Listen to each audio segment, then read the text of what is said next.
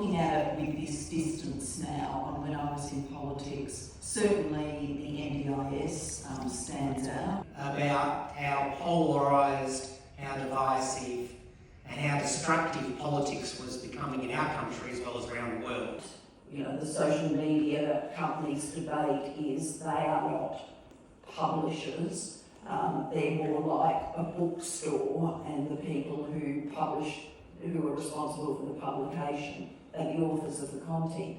But I just think it's such a nonsense debate. I mean, if we had a bookstore start at the end of the street that had in it titles like, you know, vile misogyny towards women politicians, you know, how to starve yourself to death if you're a teenager, how to commit suicide efficiently.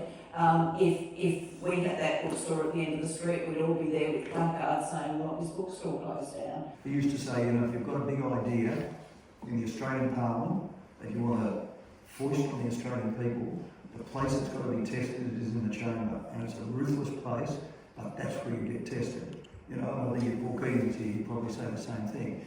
But, you know, having seen federal politics and then having seen state politics in opposition and in government, I've come to the view, and then having seen how workplaces have evolved and how people's behaviours have changed and improved over the years, I don't think that model serves us well anymore. You know, so I think, you know, we're on a unity ticket on this. You've got to change some of those structures.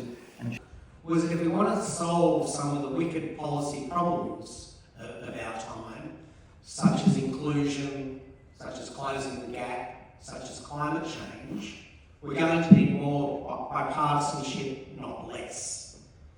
Julia has been a generous participant in this project, first as an interviewee, then as an endorser, and ultimately now as a launcher. Thank you.